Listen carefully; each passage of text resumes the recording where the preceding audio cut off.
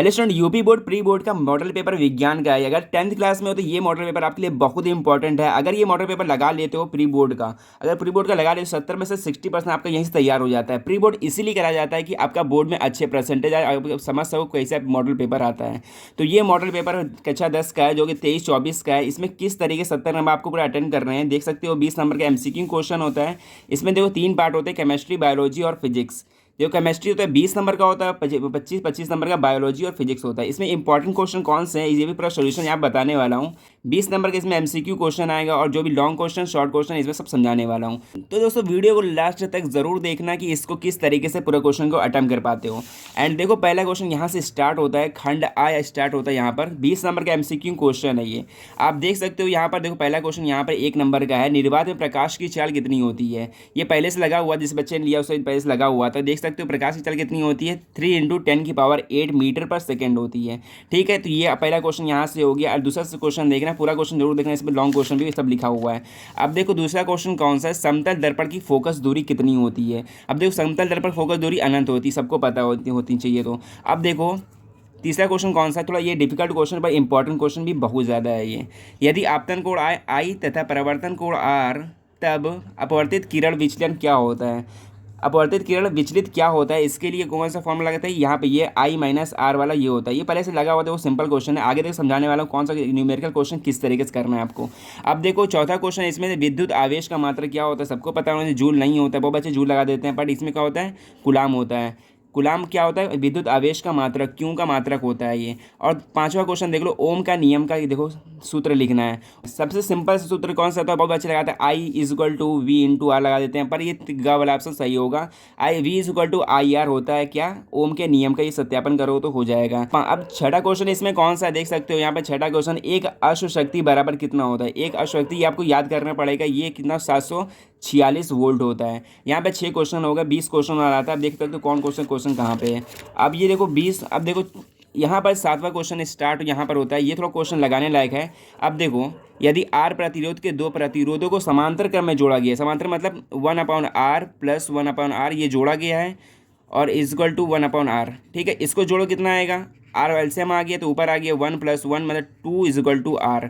और इसमें देखो एक प्रतिरोध किस में जोड़ा गया, श्रेणी क्रम में जोड़ा गया। इसमें एक श्रेणी क्रम में जोड़ दोगे 2R/R + R, तो कितना हो गया, एलसीएम इसका लोगे तो आ जाएगा 3R/2। तो ये ग वाला ऑप्शन आपका सही हो गया। यहाँ से आप सॉल्व करो तो आ जाएगा ग वाला। या ऐसा क्वेश्चन आते भी आपके बोर्ड एग्जाम में। अब देखो केमिस्ट्री क्वेश्चन यहाँ पर 8वां क्वेश्चन है। देखो इस क्वेश्चन में हुआ क्या है, एल्युमिनियम जो है ऑक्सीजन को लेकर यहाँ पर निकल गया, मतलब विस्थापित कर देता है किसको, ये आयरन को। देखो आयरन यहाँ पे ये निकल गया, तो कौन सा अभिक्रिया होती है, ये विस्थापन करने वाली अभिक्रिया कौन सी होती है, विस्थापन अभिक्रिया होती है। बहुत बच्चे द्वितीय विस्थापन अभिक्रिया लगा देते हैं। अगर इसमें कुछ लगाओ, इसका इसमें आता तो द्वितीय विस्थापन होता है। अब नेक्स्ट क्वेश्चन देख लो, इसमें से कौन सा है, ये संतुलित समीकरण वाला है। इसमें 2 नंबर जरूरी क्वेश्चन आता ही आता है बोर्ड एग्जाम में। तो ये क्वेश्चन बहुत ही इंपॉर्टेंट है। इसमें देख सकते हो संतुलित करना रासायनिक समीकरण को। इसमें देखो जो यहाँ पे अभिकारक में होना चाहिए वही उत्पाद में होना चाहिए, सेम। तो इसमें देखो ग वाला ऑप्शन सही होगा। देखो हाइड्रोजन 4 है तो हाइड्रोजन 4 इधर भी है, ऑक्सीजन 2 इधर भी है, देख सकते हो यहाँ पर।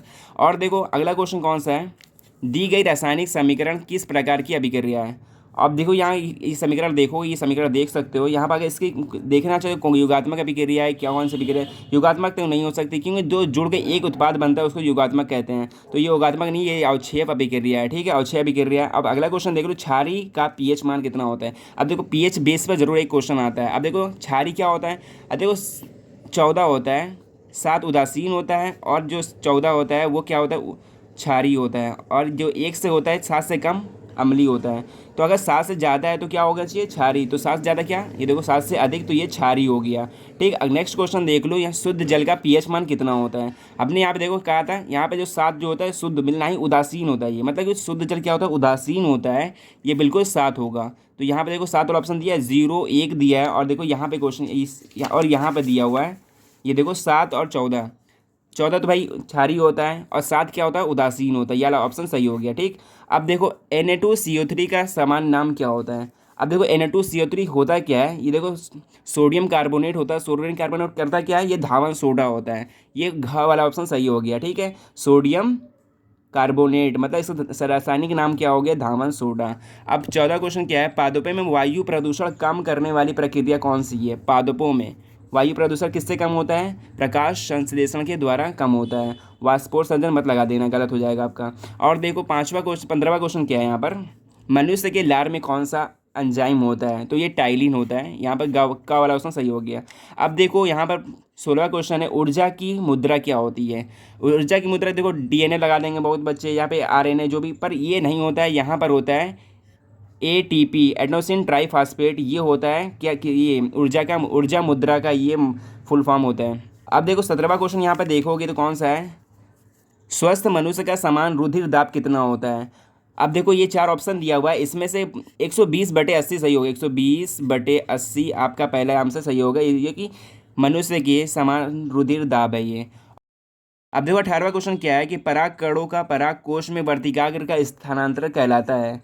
अब देखो इसमें 4 ऑप्शन दिया हुआ है, तो इसमें सिंपल से दिख रहा है भाई, अगर पराग कण हो रहा है पराग कोश में तो परागण होता है, ठीक। तो ये का वाला ऑप्शन सही हो गया। अब 19वां क्वेश्चन देख लो, मानव भ्रूण को पोषण कहाँ से मिलता है? अब देखो प्लेसेंटा से मिलता है, प्लेसेंटा होता है, ये आपका ऑप्शन सही हो गया। अंडाशय मत लगाना, गलत हो जाएगा, बहुत बच्चे अंडाशय भी लगाते हैं, ठीक है। ये क्या हो, प्लेसेंटा से मिलता है, मानव भ्रूण को पोषण मिलता है। अब देखो 20वां क्वेश्चन, 19 हो गया, 20 हो रही है, फिर देखो उसके बाद लॉन्ग क्वेश्चन देख लेना।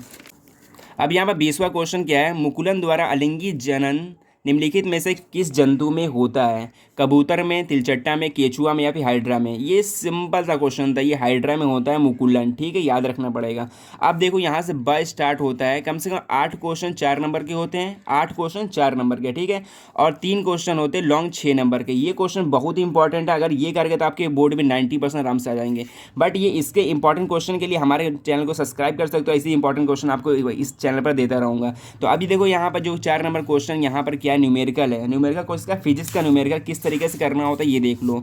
प्रकाश वायु से 1.5 अपवर्तनांक की कांच की प्लेट में प्रवेश करता है, और देखो कांच में प्रकाश की चाल कितनी है, निर्वात में प्रकाश की चाल इतनी है। देखो निर्वात में प्रकाश की चाल दिया हुआ है और अपवर्तनांक दिया हुआ है एन, इसका मतलब n=ANG/GNA, ठीक। ये फॉर्मूला लगाओगे तो प्रकाश अपवर्तनांक कितना दिया, 1.5, GNA कितना दिया हुआ है ये निकालना हुआ है, ANG निकालना है। तो यहाँ पर ये दिया है प्रकाश की चाल 3 × 10⁸ इसका मल्टीप्लाई इसमें करा दोगे तो आपका सीधा आंसर आ जाएगा। तो आ गया 15 × 45, मतलब कि 4.5 × 10⁸, ये आंसर आपका सही हो जाएगा। बस 4 नंबर बहुत सिंपल क्वेश्चन होता है। यहाँ पे देखो ये क्वेश्चन हो गया। अब देखो प्रकाश में अपवर्तनांक का नियम लिखना है, वो प्रकाश के 2 नियम होते हैं, आपतन का नियम, प्रवर्तन का नियम। और अब देखो ये भी फिजिक्स का क्वेश्चन न्यूमेरिकल है, ये भी बहुत सिंपल सा, Q=NE से फॉर्मूला लगाओगे तो सिद्ध हो जाएगा। Q=NE, एन का मान यहाँ पर दिया हुआ, देखो 5 इलेक्ट्रॉन दिया हुआ, और यहाँ पे इलेक्ट्रॉन पे कितना आवेश होता है ये भी दिया हुआ है, इससे आप करोगे तो लगा लोगे। अब देखो कितना सिंपल यहाँ क्वेश्चन दिया हुआ है, लोहे की वस्तु पर पेंट क्यों लगाते हैं? भाई ये तो क्वेश्चन आप बना के लिख सकते हो ना, लोहे पर वस्तु पर पेंट क्यों किया जाता है? क्योंकि जंग से बचाने के लिए। अब देखो उसमें छेपी, उसमें शोषी अभिक्रिया क्या होता है, उसमें छेपी जो अभिक्रिया जो उसमें देता है, उसमें शोषी जो उसमें सोखता है, उसमें छोपी, इसमें छेपी अभिक्रिया कहते हैं। अब देखो 5वां क्वेश्चन कौन सा है, बेकिंग सोडा तथा धावन सोडा के समान।